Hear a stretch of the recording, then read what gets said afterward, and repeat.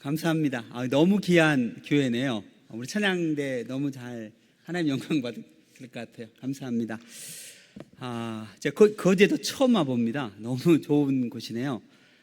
여러분들 만나게 하려고 이 거제도까지 저를 하나님이 보내신 것 같습니다. 저는 아프리카 케냐에서 왔습니다. 아프리카 케냐에서 왔는데 동물의 왕국 나온 그곳입니다. 예. 거기 동물들과 잘 놀고 있는데 오늘 여러분들 만나 뵙게 돼서 너무 좋습니다. 오늘 보니까 1일 부흥회잖아요. 부흥회니까 그 부흥회식으로 하겠습니다. 그래서 저희 아프리카는 예배 시간이 좀 길어요. 막 3시간 이렇게 합니다. 다들 지금 걱정하고 계셔. 지금 빨리 가야 되는데. 그래서 제가 저희 아내가 뒤에 있는데 시간을 알려달라고 했어요. 끝내는 시간. 여러분들이 너무 집중을 안 한다 그러면 빨리 끝내겠습니다. 예, 걱정하지 마시고요. 자, 오늘 또 주일이고 하나님 말씀 안에서 우리가 함께 또 나눠야 돼서 오늘 이사야 6장 8절 이 말씀은 너무나도 유명한 말씀입니다. 웬만한 분들은 다 들었던 말씀이거든요. 한 선지자가 하나님께 쓰임받는, 부름받는 그 장면이 나와요. 그런데 이 장면에서 1절에 이렇게 나옵니다. 아주 배경을 잘 설명하는데 1절에 우시야 왕이 죽던 해 이렇게 시작을 해요. 왜 이 말씀을 써놨을까? 이때 우시야 왕은 이스라엘에서 그나마 가장 또 부강했던 것이고 52년 동안 통치했기 때문에 가장 또 안정적인 시기였고 경제적으로 부를 이뤘던 이 시대인데 이 절대 권력이 죽고 난 다음부터 시작되는 사건이 지금 본문에 펼쳐지고 있습니다. 뭐냐? 절대 권력이 무너졌을 때 그 부강이 모든 것들이 무너지기 시작해서 정치적으로 경제적으로 아주 이제 어려움에 처하게 된 거예요. 마치 우리나라처럼 이 어려운 일에 처하는데 이 영적인 문제도 마찬가지죠. 이때 한 선지자가 하나님 앞에 갑니다. 그리고 뭘 보냐? 성전에서 하나님의 거룩한 보좌를 보게 됩니다. 이 보좌 앞에 이 선지자는 이렇게 고백합니다. 화로다. 내가 망하게 되었도다. 무슨 말이냐면은 하나님의 거룩한 보좌 앞에 나아갔을 때 자신의 모든 죄들이 드러나기 시작하는 거예요. 하나님의 영광 앞에 드러났을 때 이 선지자의 외침은 첫 번째가 회개입니다. 그 어느 부흥도 회개 없이는 하나님의 역사가 일어나지 않습니다. 아멘이십니까? 근데 지금 이 시대에 저는 선교지였기 때문에 많은 회개들을 외치거든요. 그리고 많은 사람들이 죽게 돌아옵니다. 그런데 한국 사회가 조금 더 풍요로워지고 좀 더 잘 살아지기 시작하니까 어느 순간 강대상에서 회개가 없어지기 시작한 것이 참 안타깝습니다.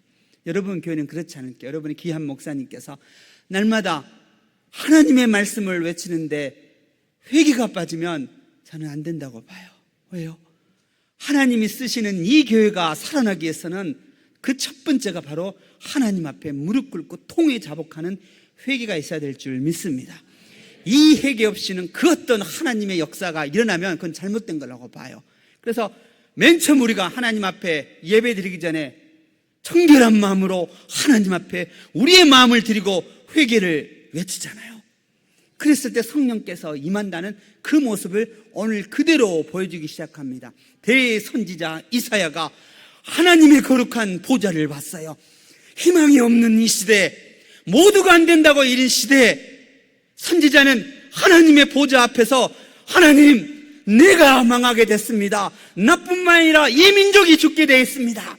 이때 하나님의 거룩한 보좌 앞에서 가슴을 치며 회개하는 이사야 선지자의 외침이 오늘 이 시간 이 자리에 임할 줄 믿습니다. 하나님은 사랑하는 자기 백성을 위해서 너무나도 사랑하기 때문에 진짜를 이야기해줘요. 그게 뭐냐? 다시 돌이켜서 내 앞에 나와라. 무릎 꿇고 영광스러운 하나님의 보좌 앞에 무릎을 꿇어라. 이후에 내가 너에게 할 일을 가르쳐 주겠다. 이 모습이거든요. 제 이야기를 좀 하려고 그럽니다. 저는 아프리카 선교사로 갔습니다. 많은 분들이 이렇게 말씀들을 하세요. 와, 어떻게 아프리카 선교를 가셨습니까? 어떤 큰 하나님의 은혜를 받고 아프리카까지 가셨습니까? 대단하세요. 이런 말들을 많이 하시는데 저는 정말로 하나님 앞에 부끄럽고 여러분한테 창피해요. 저는 한 번도 선교사를 꿈꿔보지 않았습니다. 선교는 저는 아니라고 봤어요. 저는 한국 교회에 있을 때 서울에서 좋은 교회에서 훈련을 받았어요. 그리고 많은 것들을 이렇게 이루었습니다. 그리고 저희 담임 목사님이 저를 많이 또 키워주셨어요. 그래서 부흥도 많이 시켜서 전 지역에 가서 부흥 집회를 하게 만드시고 많은 교회를 살리게끔 하는 그런 프로젝트를 저에게 줘서 제가 잘 완수를 했거든요. 그래서 나름 잘 나간 사람이었어요. 그래서 나 같은 사람은 선교지에 가면 안 된다 이런 생각을 한 사람이었어요. 그리고 마지막 목사 안수를 받고 이제 내가 준비해야 될 것이 무엇인가 생각하다가 미국에 유학을 가려고 준비를 했습니다. 잘 됐어요. 유학을 이제 가려고 어떤 분을 한 분을 만났어요. 그분은 저를 가르쳐 주신 그 교수님이신데 제가 청년 때 저희 청년들을 가르치는 지도 간사님이셨어요. 그래서 그분에게 제가 유학을 가게 됐습니다. 유학 상담을 하러 갔는데 그분이 이렇게 말씀을 하셨어요. 목사님, 내가 동생처럼 너무 아끼는데 하나님이 원하시는 것이 무엇일까요? 이렇게 저에게 질문을 하는 거예요. 하나님이 원하시는 것이 과연 목사님한테 무엇일까요? 모두가 가고 싶어 미국에 가서 박사학위를 받고 돌아오는 것이 하나님이 기뻐하실까요? 아니면 아무도 가지 않으려는 아프리카를 가는 것이 하나님이 기뻐하실까요?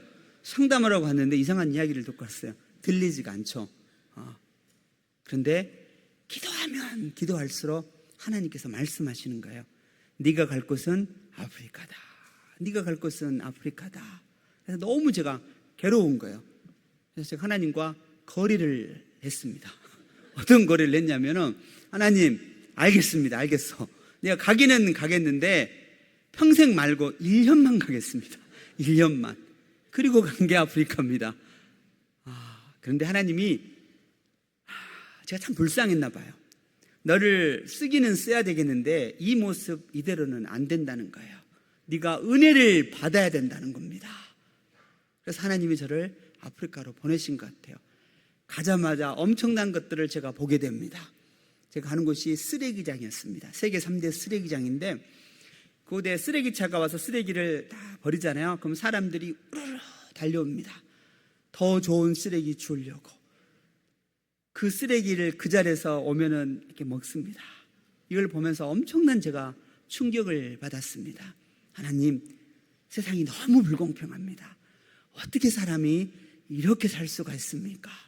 지구 반대편에는 먹을 게 없어서 쓰레기를 주워 먹고 더 좋은 쓰레기를 주워서 생활하는 이 사람들을 하나님이 저에게 보여주셨어요. 너는 네 야망을 쫓고 네 꿈을 쫓아가지만 내가 원하는 것은 저 사람들에게도 복음이 들어가야 된다. 하나님이 원하시는 것은 그거였어요.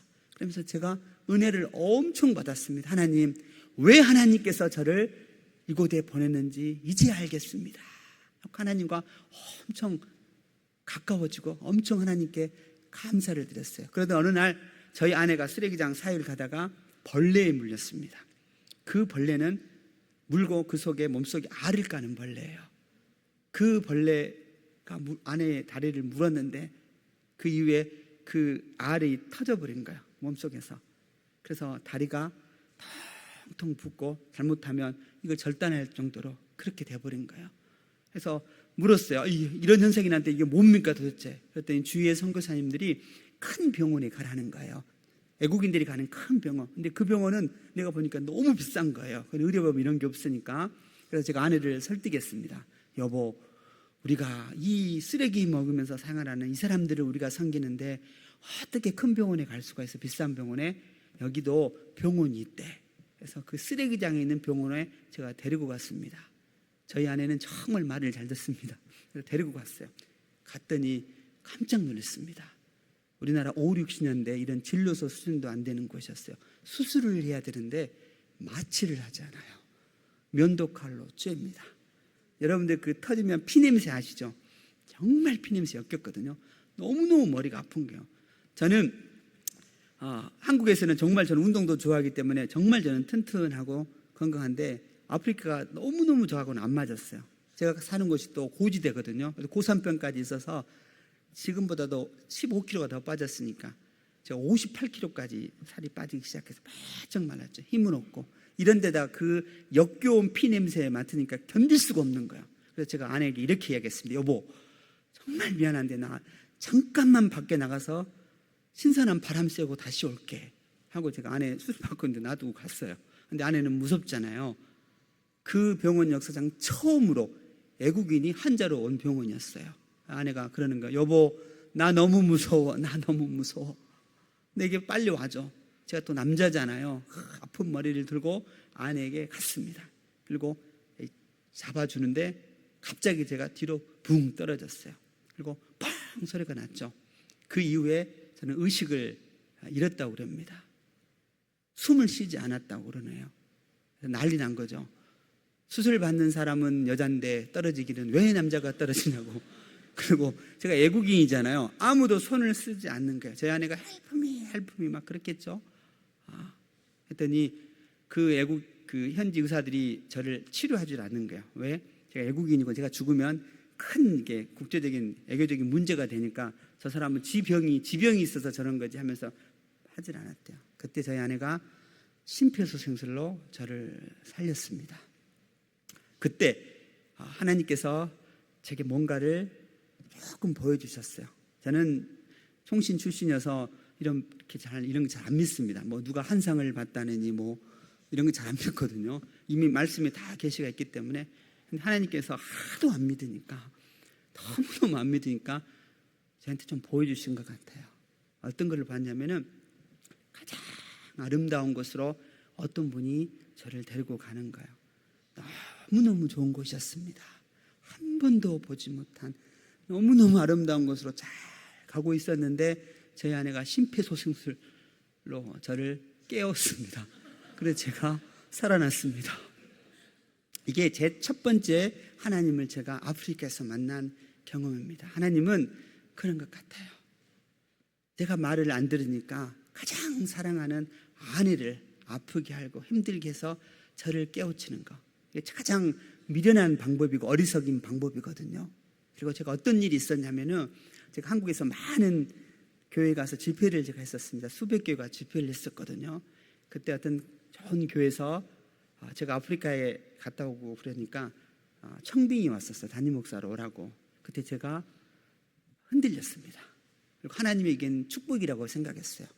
어떤 축복이라고 생각했냐면 내가 아프리카 조금 이렇게 순종했더니 하나님께 더 좋은 곳으로 주시는구나. 이 한쪽의 마음과 또 하나는 하나님이 나를 아프리카에 보내서 저 사람들을 보게 하면서 아프리카 사람을 섬기게 하겠다는 그 한쪽 마음, 이 두 마음이 싸우고 있을 때요. 그때 하나님께서 저를 떨어뜨린 겁니다. 그러면서 저에게 하신 말씀이 이 말씀입니다. 네가 아무리 준비하고 네가 아무리 계획한다 할지라도 내가 네 손 잡아주지 않으면 나는 아무것도 아니야. 네 생명 내게 있어. 이걸 하나님이 제게 말씀해 주셨어요.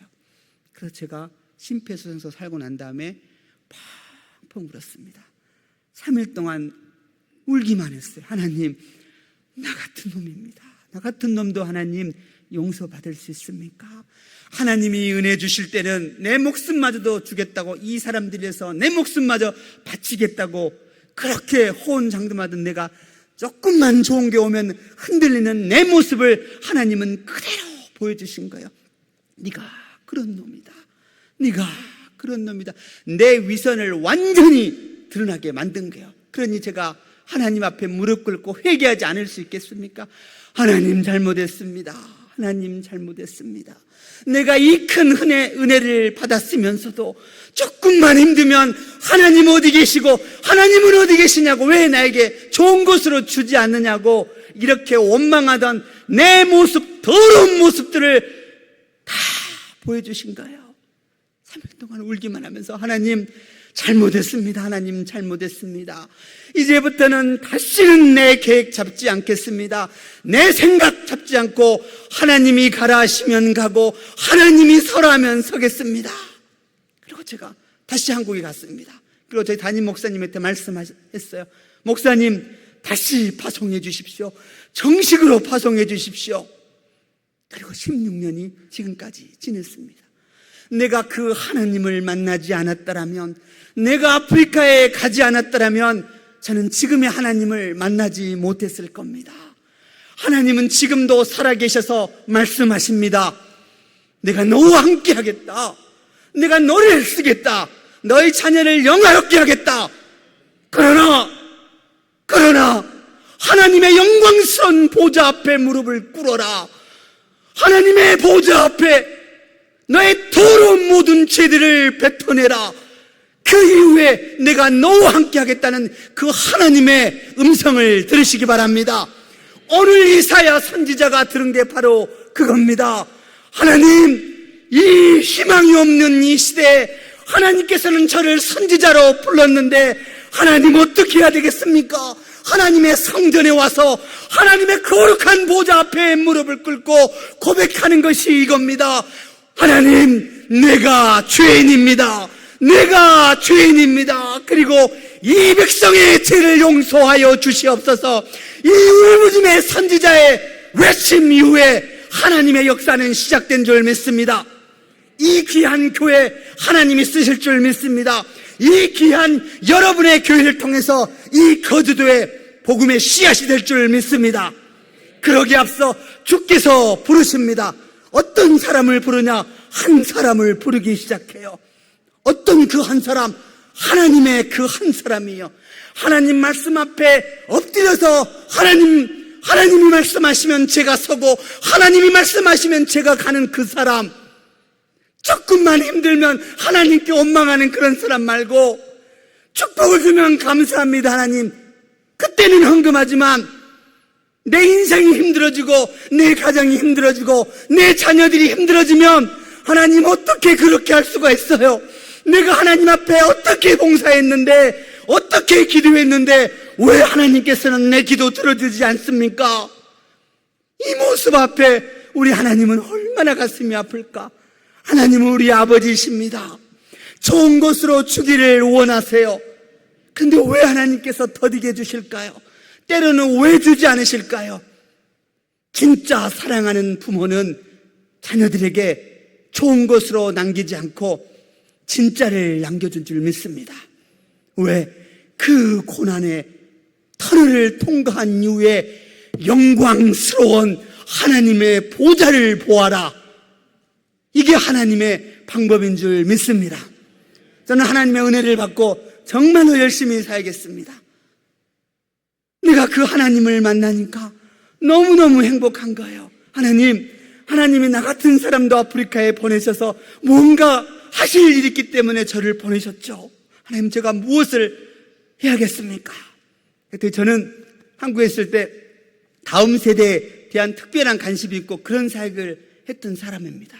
그래서 어린이와 청소년들에게 복음을 전해야 되겠다.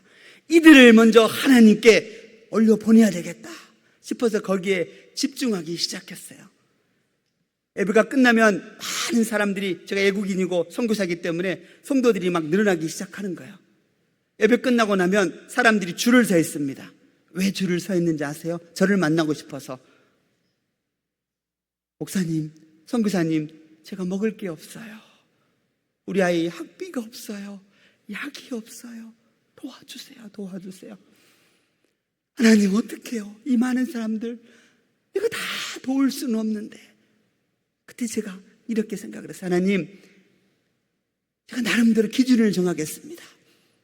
그래서 정말로 도움을 줄 수 있는 사람들, 사지가 멀쩡한 사람들에게는 저는 절대로 공짜로 주지 않습니다.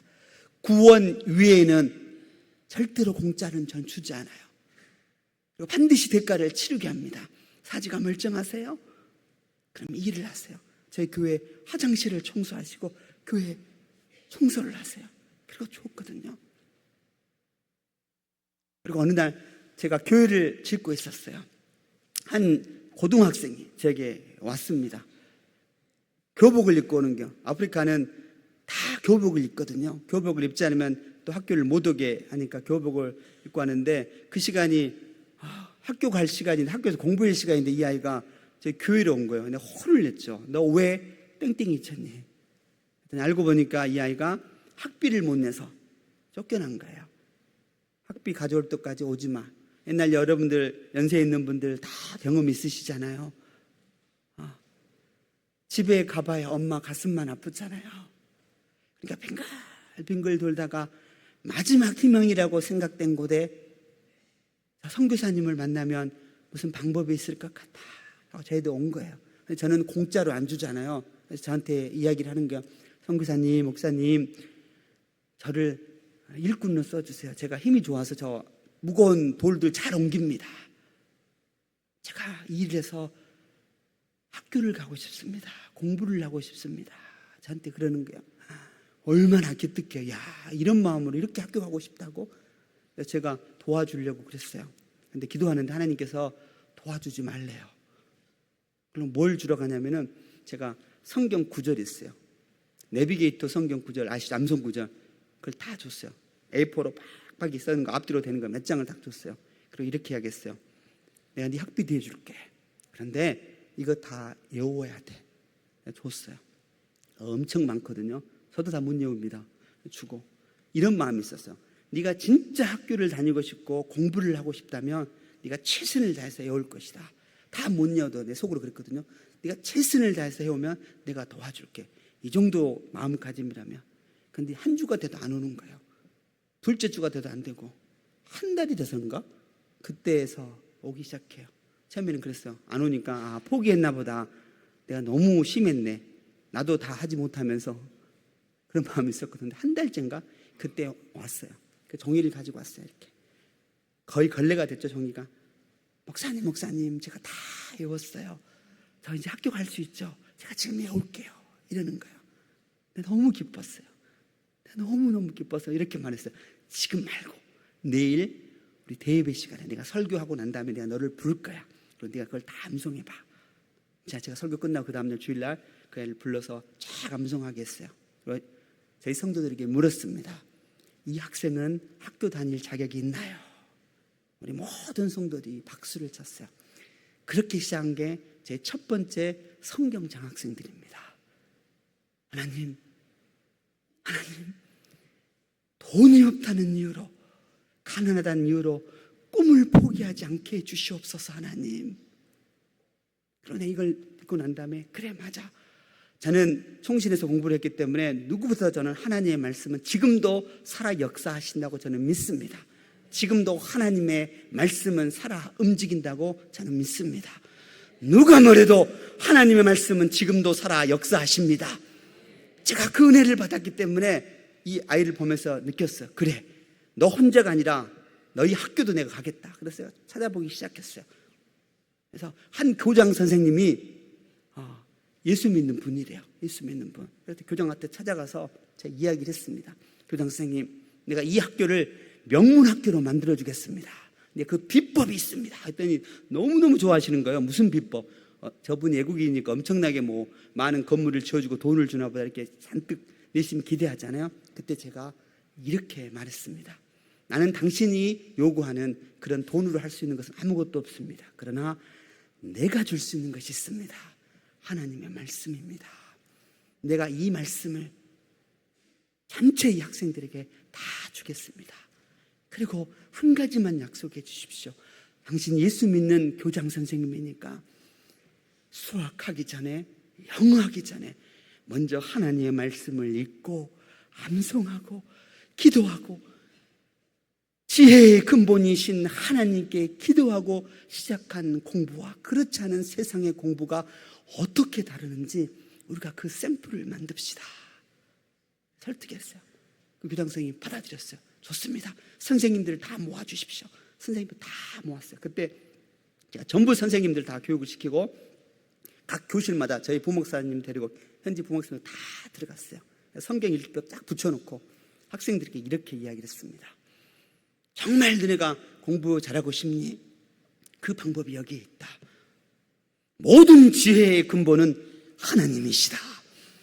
그 하나님 앞에 무릎 꿇고 기도하고 공부하면 하나님께서 너의 두뇌를 바꿔주실 것이다. 아멘이십니까? 저는 한국에 어떤 곳이 있었냐면 우리나라 3대 학원가입니다. 우리나라 3대 학원가에 정말 사교육이 미친 곳이거든요. 그곳에 담임 목사님이 저를 불렀어요. 제가 교육자 시절에. 그러면서 그때는 전도사였거든요. 박전도사. 가서 학원을 이길 수 있는 프로그램을 만들어봐. 그러는 거예요. 알겠습니다. 그럼 교육자들 6명 주십시오. 교사 20명만 주십시오. 그래서 방과후라는 걸 만들었어요. 독서를 통한 영재교육을 비슷한 학원을 이길 수 있는, 그걸 제가 성공한 사례가 있거든요. 그걸 한국교회에 제가 알린 적도 있거든요. 그래서 이 방법을 선택했어요. 어떤 거냐? 모든 지혜는 위에서부터 옵니다. 하늘에서부터 온 줄 저는 믿습니다. 제가 선생님한테 그런 이야기를 했어요. 아이들에게 그런 이야기를 했어요. 네가 공부하기 전에 무릎을 꿇고 5분이어도 괜찮다, 10분이어도 괜찮습니다. 선생님들, 먼저 하나님의 말씀을 읽고 기도하고 암송하고, 하나님 지혜를 주시옵소서, 집중력을 주시옵소서, 내가 왜 공부해야 되는지 하나님 말씀하여 주시옵소서. 이렇게 공부하자, 이렇게 하나님을 의지해서 공부하자, 하나님께서 함께 해주실 것이다. 이렇게 1년을 했습니다. 그 학교 변했겠습니까? 안 변했겠습니까? 학교가 변하기 시작했어요. 제가 너무너무 기뻤어요. 이거다.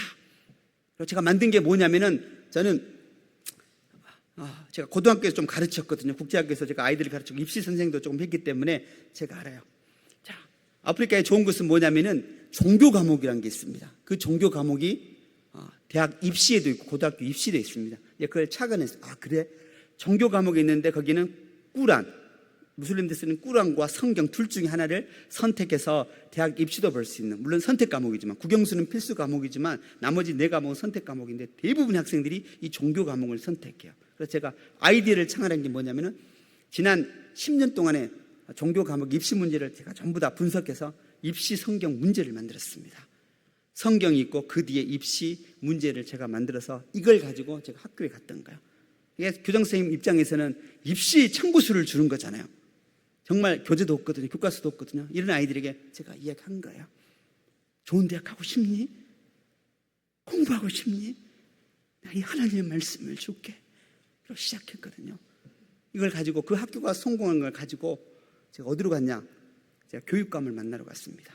저는 항상 모든 하나님의 은혜를 받고 난 다음에 저는 이렇게 결정합니다. 하나님, 내가 이 일을 하시면 우리 하나님 기쁘십니까?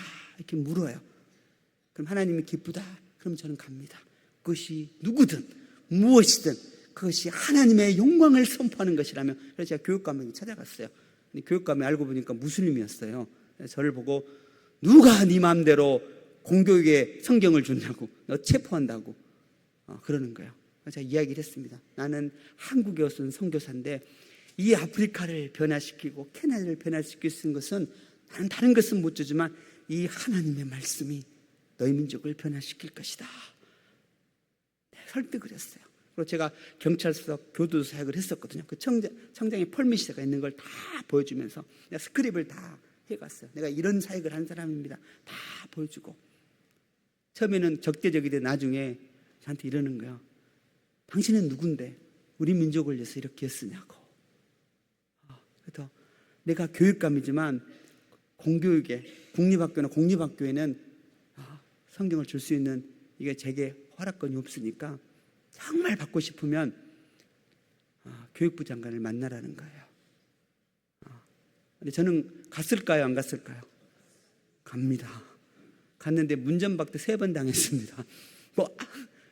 당신이 아무리 교도청장과 교도사역을 한다 할지라도 이건 다르다고, 학교는 다른 것이라고 너무 문전박대를 하는 거예요. 저는 포기하지 않았습니다. 그래서 수소문에서 누구를 만나냐면, 예수 믿는 국장이 있는 걸, 제가 교육국장이거든요. 상당히 높잖아요. 그 사람에게 내가 갔습니다. 가서 이야기를 했습니다. 국장님, 당신 크리스찬이라고 들었습니다. 내가 이 민족을 바꿀 그 비법을 알려드리겠습니다. 그분을 만나서 이야기를 했어요. 국장이 그러는 게, 성사님 안 됩니다. 저도 그리스도인이지만, 기독교인이지만 이거는 공교육입니다. 기독교만 있는 게 아니고 우리는 천주교, 무슬림, 힌두교도 있고 다른 종교도 있어서 다른 종교가 반발하면 어떻게 하겠습니까? 이거 안 됩니다. 그러는 거예요.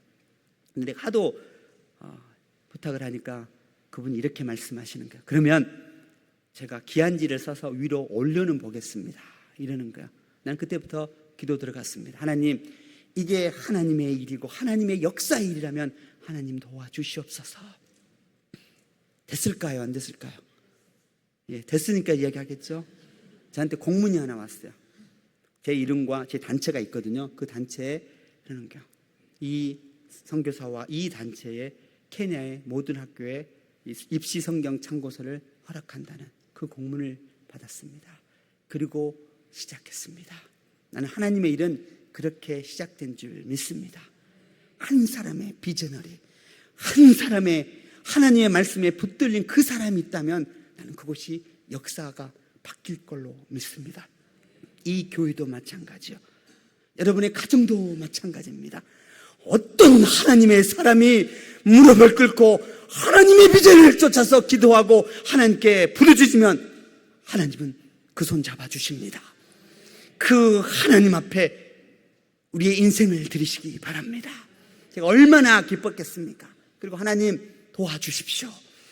하나님 도와주십시오. 했더니 알지도 못하는 사람들이 어떤 단체가 저에게 성경을 혼하기 시작했어요. 인쇄할 수 있도록 도와주기 시작했어요. 근데 거기다 제가 전도지도 같이 넣었어요. 그래서 그걸로 작년에만 8만 권을 주었습니다. 지금까지 200교회 이상의 학교에 제가 하나님의 말씀을 주기 시작하고 가르치기 시작하고 있어요. 그리고 하나님 또 지혜를 줬어요. 성경만 주지 말고 그 속에 있는 이 아이들을, 보배 같은 아이들을 교육시켜서 하나님의 사람을 만들어야 되겠다. 그래서 제가 학교에 갔을 때 전체 학생들을 제가 모읍니다. 모아서 저희가 저희 팀들이 가서 집회를 합니다. 그럼 1,500명, 2,000명들이 아이들이 쫙 모여있거든요. 그럼 저희 팀들이 가서 집회를 합니다. 찬양도 하고 댄스도 하고 정말로 흥겹게 복음을 증거하고 난 다음에 제가 이렇게 이야기를 합니다. 너희들 중에서 정말 공부를 하고 싶은 애들, 비록 학비가 없어서 쫓겨난 아이들, 이런 아이들을 제가 한 학교에 2명씩을 선별합니다. 학교랑 같이. 그리고 그 아이를, 케냐는 방학이 3번 있거든. 3텀제이기 때문에, 3텀제이기 때문에 그때마다 저희 교회 데리고 와서 숙식하면서 가르치기 시작합니다. 그리고 모든 성경 문제는 어디서 나오냐? 제가 이런 이야기도 해요. 내가 준 입시 참고서였죠. 거기서 모든 문제가 나온다. 그리고 제가 골든벨이라는 걸 합니다. 여러분 골든벨 아시죠? 이렇게 하는 거. 그래서 거기서 1등 한 애들부터 쫙 해서 제가 학비와 장학금을 줍니다. 돈이 없다는 이유로 너의 꿈을 포기하지 마라. 돈이 없다는 이유로 학업을 중단하지 마라. 하나님의 말씀을 읽으면 학비가 나온다. 아멘이십니까? 이렇게 저는 그들을 가르치기 시작했습니다. 그리고 각 학교마다 제가 뭐라 하면은 성경 컨테스트를 합니다. 때로는 학교만 하고 어떨 때는 학교 대항도 하기 시작합니다. 마지막 문제는 교장 선생님이 내요. 그렇게 하거든요. 그리고 각 학교에 2명씩 정말 공부를 하고 싶고 공부를 잘하는 아이인데 안 되는 아이들이 있잖아요. 학교가 없어 쫓겨난 아이들. 그럼 그런 아이들 제가 고릅니다. 데리고 와서 그 애들을 합니다. 그럼 한 100명 정도 이렇게 모이거든요. 많을 때 150명 모이거든요. 그 아이들을 제가 훈련시키기 시작하고 그 아이들에게 이렇게 말합니다. 내가 너희들이 성경 고사를 보고 성경 시험에 통과하면 내가 너희들 학교 보내주겠다. 근데 단 하나의 조건이 있다. 제가 조건을 겁니다. 그 조건이 뭐냐면은 이겁니다. 지금은 너네들이 나한테 학비를 받고 학교를 가지만 너네가 고등학교를 졸업하고 또 누구는 대학교를 졸업하고 또 누구는 직장에 가서 돈을 벌고 누군가를 도울 위치에 있을 때는 이제 너네 민족은 너네들이 살려야 된다. 이 조건 하나 제가 다 겁니다. 다 서약하게 만들어요. 먼저 공부하기 전에 하나님 말씀을 읽고 하나님의 말씀을 외우고 기도하고 하나님의 사람이 되겠다고 그렇게 다짐하는 그들에게 제가 비전을 주기 시작합니다. 그리고 이 학생들에게 훈련을 시켜요. 그러나 마지막 날에는 제가 이 학생들만 보내면 안 되잖아요. 이 학교를 변화시켜야 되니까. 그래서 제가 각 학교의 선생님들을 제가 불러 모으기 시작합니다. 종교 선생님들. 케냐는 종교 선생님이 국어도 가르쳤다가 뭐 성경도 가르치고 뭐 이렇게 여러 가지 과목을 함께 해요. 선생님이 부족하기 때문에. 그래서 그 각 학교 100교회 학교에 100명의 선생님들을 제가 또 초청을 해서 가르치기 시작합니다. 당신들이 성경을 가르치는 선생님들이지 않습니까? 당신들의 손에 당신 학교의 운명이 걸려 있습니다. 그리고 제가 각 성경 장학생들 있잖아요. 이들과 함께 각 학교를 변화시키십시오. 내가 그들에게 그걸 가르치기 시작하거든요. 그렇게 해서 하나님의 역사가 일어나기 시작했습니다. 하나님이 어떤 은혜를 줬냐면은 제가 우리 아이들에게 그런 이야기를 했어요. 너희 중에서 만약에 의대에 가게 되면 내가 어떻게든 책임져 주겠다. 제가 이렇게 한번 선포를 했어요. 그래도 의대 가기는 힘들지만 의대 나오면 의사가 되면 그래도 한국처럼 그 인생 달라질 수 있거든요. 그래서 한번 제가 선포를 했어요. 만약에 너희들 중에서 의대에 가면, 그것도 나이로비 의대, 우리나라 같은 서울대 의대거든요. 가면 내가 어떻게든 내도 책임져 주겠다. 그런데 한 여학생이 그 비전을 받았습니다. 그때 코로나 시절이었어. 코로나 시절 때 힘들잖아요. 케냐는 코로나 시절에 모든 것이 다 닫혔고 학교는 1년 다 유급을 했습니다. 그래서 모든 아이들이 학교에 있다가 다 집으로 돌아왔어요. 근데 어떤 나쁜 일이 있었냐면은 케냐에 나쁜 남자들이 너무 많아요. 이 중학생들이, 고등학생들이 임신을 하기 시작한 거예요. 그때 내가 그걸 보면 너무 가슴이 아팠어요. 내 기사를 쓰면서 하나님 이거 어떡해요. 그때 내가 교육부를 찾아갔어요. 찾아가서 내가 이 학생들을 모아서 밥 먹이면서 내가 공부시키겠다. 처음에는 허락을 해주지 않았습니다. 코로나 기한 때문에. 코로나 시설을 다 만들라는 거야. 내가 부탁을 해서 코로나 시설을 다 만들고 30명을 코로나 시대 때 제가 모아서 매일 그들이 공부를 가르쳤어요. 선생님도 학교 다 문을 닫았기 때문에 선생님도 일자리를 다 잃어버렸어요. 좋은 선생님들을 제가 골랐습니다. 와서 우리 아이들에게 가르치십시오. 영어도 가르치고 수학도 가르치고 과학도 가르치고 그렇게 1년을 했어요. 그래서 제가 의대에 가면 보내주겠다는 약속은 어떤 약속이냐면, 당장은 의대 가기 힘드니까 한 3년 4년 내가 가르치면 이 아이들이 열심히 해서 될 거다. 한 여학생이 그걸 가슴에 품은 거죠. 공부를 정말 열심히 했어요. 그리고 제가 한국에 있었을 때 그 아이가 시험을 봤어요. 우리 같은 그 수능을 봤는데 저한테 연락이 왔습니다. 목사님, 제가 합격을 했습니다. 의대에 합격을 했습니다.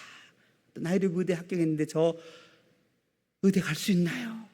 저한테 연락이 온 거예요. 내가 얼마나 기뻤겠습니까? 그래, 내가 반드시 너 책임져 줄 거야. 그리고 어느 교회에서 제가 설교를 했어요. 설교를 하고 났는데 어떤 한 연세 많으신 여자 장로님이 저한테 오셨어요. 목사님, 내가 오늘 설교 듣고 그 여학생을 내가 돕고 싶습니다. 그러는 게요. 제가 얼마나 기뻐요. 그분이 일시불로 주셨어요. 1년 학비를. 그래서 제가 입학을 시켰어요. 그런데 그 다음에 이 장로님이 소천을 하셨어요. 여자 장로님인데 그때 지병이 좀 있으셨거든요. 그럼 저는 이제 걱정이 되잖아요. 그럼 내년 2학년 어떻게 하나? 하나님 어떻게 해요? 그리고 제가 솔직하게 그 장로님 있는 쪽에다 글을 썼어요. 했더니 그 장로님이 얼마나 많은 좋은 일을 하셨냐면 교회에도 알리지도 않고 자기 가족에도 알리지 않고 모르게 도우셨던 거예요. 했더니 그 장로님 남편분이 그랬대요. 우리 가족이 책임지겠다고. 자기 자녀 너 10만 원에 자녀들에게 이 아이는 끝까지 책임져 주겠습니다. 그렇게 해서 시작한 게 제가 의대생 프로젝트입니다. 그 장로님의 이름을 따서 제가 엘더리 성경 장학재단 조그만 걸 만들었어요. 그 가족이 시작하거든요. 그리고 하나님 또 어떤 은혜를 줬냐? 의대뿐만 아니라 이제 법대생도 해야 되겠다. 법대생은 생각지도 않았어요. 작년이었어요. 작년에 우리 권사님이 저희 단기로 오셨거든요. 그 단기 선교를 일주일 18일 동안 오셨는데 자기랑 같이 파트너가 제가 훈련시키고 있는 학생이에요. 공부를 좀 잘한 친구였는데 이제 그냥 고등학교 졸업하고 그냥 직장 생활 하다가 저를 만나서 훈련을 시키고 있는 아이인데 둘이 이야기를 했나 봐요. 자기 꿈에 대해서 이야기했는데 자기가 법대를 가고 싶다고. 근데 그 권사님이 저한테 왔어요. 내가 또 내 파트너 이 케냐 친구가 법대를 가고 싶다는데 법대 갈 실력이 되는지 저한테 알려달래요. 그래서 제가 그 친구 성적 받고 내 이야기를 했어요. 너 진짜로 법대 가서 변호사나 검사 되겠니? 했더니 하겠다는 거예요. 좋아. 그러면 너 한번 지원해봐. 공부하겠다는 얘기잖아요. 2년 동안 그냥 일반 직장에서 공돌이 공수처럼 그렇게 일을 하다가 이걸 보고 진짜로 지원을 해서 저한테 왔어요. 목사님, 저 합격했습니다. 저 갈 수 있는 거죠. 그렇게 시작한 게 제가 이제 법대생을 키우고 있습니다.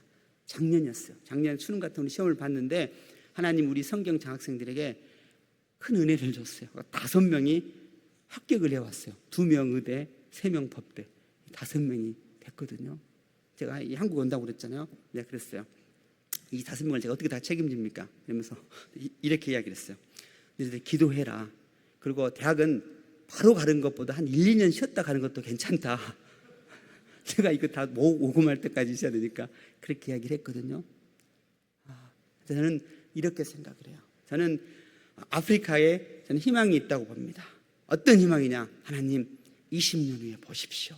30년 후에 보십시오. 이 아이들이 하나님의 말씀으로 무장해서 하나님의 사람이 돼서 이들이 각계 진출해서 누구를 도울 위치에 있을 때 이들이 이 민족을 살릴 겁니다. 저는 그 꿈을 꿉니다. 그 비전을 꿉니다. 저는 이렇게 이야기를 해, 이 아이들에게 더 이상 선교사는 이제 필요 없다. 너네들이 가서 너네 민족을 바꿔라. 너네 민족 너네들이 살려야 된다. 아무리 아프리카가 지저분하고 더럽고 부패했다 할지라도 아니야. 너희들이 하나님의 말씀으로 다시 깨어나서 하나님의 방법대로 너희들이 위치에 섰을 때 너희 민족 너희들이 살려야 된다. 난 이것이 희망인 줄 믿습니다. 하나님은 그 한 사람을 선택하십니다. 그 한 사람을 쓰기를 원하십니다. 그 한 사람이 누구여야 되겠습니까? 하나님, 저를 보내주시옵소서. 저를 사용하여 주시옵소서. 이 귀한 하나님의 종들이 이곳에 일어나시기를 바랍니다. 하나님, 내 가정을 변화시키고 이 귀한 옥포제일교회를 변화시킬 그 한 사람, 하나님 저를 선택하여 주시고 내가 일어서겠습니다. 이런 귀한 하나님의 종들이 되시기 바랍니다. 하나님 어떻게 부어주셨냐? 이번에 어떤 한 한국에 있는 국제학교요, 거기서 저한테 연락이 왔어요. 목사님 사역을 받습니다. 저희 국제학교에 보내주십시오. 5명을 보내달라는 거예요. 제 고등학교 1학년들을. 우리 아이들에게 이야기를 했어요. 정말 너의 민족을 변화시킬 국제적인 인물이 될 그 친구가 누구냐? 한 명은 누구였냐면 저 시아에라는 곳입니다. 차를 10시간을 타고 가는 전기가 물이 없는 곳이에요. 거기서 정말 공부를 해보겠다는 친구가 있어요. 하나님의 말씀을 가지고 하나님의 사람이 되겠다는 그 한 명을 내가 데리고 왔어요. 결단을 시켰어요. 너 지금 니네 동료보다 또래보다 2-3살이 많다. 거기는 학교를 계속 돈이 없으면 꿇기 때문에 2-3년 늦어요. 너 정말 공부하고 싶니? 공부하고 싶대요. 그럼 내가 너를 한국에 보내겠다. 약속 하나만 해라. 네가 한국에 가서 고등학교를 졸업하고 대학교까지 우리가 책임져 줄 건데 다시 너의 민족으로 돌아가라. 그리고 네가 하나님의 위치에 섰을 때, 고위직에 있을 때 네 민족 네가 살려야 된다. 이 약속해 줄 수 있겠니? 네가 공부할 때 하나님의 말씀을 보고 공부하고 하나님이 주신 지혜를 가지고 공부해서 네가 간직의 삶을 살아라. 어떻게 너를 사용했는지. 제가 그 친구 한 명, 또 저희 지교에 100교회가 있거든요. 거기는 목사님 자녀 하늘 때와 2명을 선발대로 보냈어요. 1달 반 정도 됐어요. 제가 한국에 보냈습니다. 비행기를 본 적이 없는 친구들을 비행기를 태워서 한국까지 보냈습니다. 얘들이 그 케냐에서 한국까지 도착할 동안 한숨을 자지 않았대. 왜 한숨을 자지 않았냐 물어봤더니 혹시나 내가 자면 놔두고 갈까봐 둘이 번갈아 가면서 한숨도 안 자고 한국까지 도대체 20몇 시간을 타고 온 거예요. 그리고 제가 이 갈아타는 것을 할 줄을 모르잖아요. 그래서 7kg 딱 배낭 하나만 딱 줬어요. 그 어떤 것도 가져가지 마라. 가서 국제미야 되니까 다 해주겠더니 똑똑한 애들 있잖아요. 한국에 도착했어요. 제가 한 권사님을 연결시켰어요. 그래서 이 아이들 그 학교까지 해주십시오. 그 학교에서 그러는 거야. 비행기 싹과 거기 있는 그 준비할 그것만 준비, 한국에만 도착하면 그 다음부터는 그 학교가 책임져 주겠다는 거예요. 이렇게 2명이 지금 공부하고 있습니다. 제가 얼마 전에 거기 갔어요. 그 학교를 가서 그 아이들을 만났습니다. 그리고 뭘 사줬냐면은 그거 갈비탕을 딱 사줬더니 얘들이 딱 보더니 고춧가루를 그 속에 쫙 넣기 시작하고 먹기 시작한 거예요. 너무너무 맛있다는 거예요. 맵지 않은 젓가락질도 배우고 있고, 저를 처음 만나자 안녕하세요 목사님 뭐 이러고 한국어로 또 배우기 시작하고. 보면서 내가 이야기했어요. 너무 힘들면 나 이번에 케냐 들어갈 때 같이 가자 했더니 뭐라고 하는지 아세요? 이 천국에 내가 남아야지 왜 갑니까? 그래, 그러면 여기서 최선을 다해 준비해서 너희들이 귀한 샘플이고 모델이다. 하나님의 사람이 되어라. 하나님의 사람이 되어라. 그리고 너희 민족 이제 너희가 바꿔야 된다. 그 하나님의 역사가 저 먼 지구 반대편에서 모두가 안 된다고 생각할 그때 하나님의 일은 시작된 줄 믿습니다. 오후 때 더 많은 이야기를 하고 이제 끝내겠습니다. 아내가 뒤에서 끝내라고 빨리 지금 재촉을 합니다. 나는 이 귀한 옥포제일교회 오면서 가슴이 떨렸습니다. 왜요? 하나님의 사람들이 이곳에 있기 때문에 그렇습니다.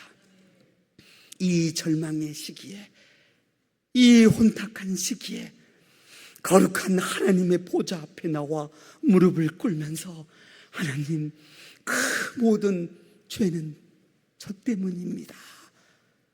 우리 가정의 문제는 부인의 문제가 아니라 남편의 문제가 아니라 저 때문이었습니다. 이 교회에 어려움이 있고 이 교회에 힘든 것은 다른 사람의 저 장로가 문제가 아니라 저 권사가 문제가 아니라 저 성가대가 문제가 아니라 하나님, 내가 이 교회에서 기도하지 못한 저 때문입니다. 이 귀한 하나님의 사람들이 이곳에 있는 한 옥포제일교회는 하나님의 놀라운 부흥의 주역이 될 줄 믿습니다. 여러분들의 귀한 목사님들과 함께 다시 비전을 품으시기 바랍니다. 열방을 향해, 주께서 말씀하신 그 열방을 향해 꿈과 비전을 품으시기 바랍니다. 아프리카는 제가 가겠습니다. 여러분은 어쩌다 한번 일주일 오시면 됩니다. 그리고 기도하세요. 기도하세요. 다 오려고 하지 말고 오셔도 있을 때도 없습니다. 그냥 일주일 오세요. 제가 100분의 1 운동하기 하거든요. 11조처럼. 앞으로 인생이 얼마 남았습니까? 100년이 남으신 분은 1년만 봉사하세요. 한 50년 남으셨어요? 5개월만 하나님께 그 인생 드리면서 100분의 1조 드리기, 그 운동에 동참하시기 바랍니다. 그리고 하나님이 조금 물질 주면 그거 아껴서 하나님의 영광 선포하는 데 쓰시기 바랍니다. 나한테 하지 마시고 교회를 통해서, 여러분의 선교지들 있잖아요. 그곳에 하나님, 저는 가지를 못합니다. 그러나 하나님, 저 열방을 향해서 우리 교회가, 옥포제일교가 열방을 향해서 나가게 하는데 저를 그 도구로 사용하여 주시옵소서. 건강이 있으십니까? 건강 좀 드리세요. 기도에 힘이 있으십니까? 기도로 보태주세요. 물질이 있습니까? 물질을 향해 하나님의 영광 선포하는 그 한 사람, 그 한 사람 여러분이 될 줄로 믿습니다. 이 시간 우리 한번 기도하겠습니다. 기도하는데 이렇게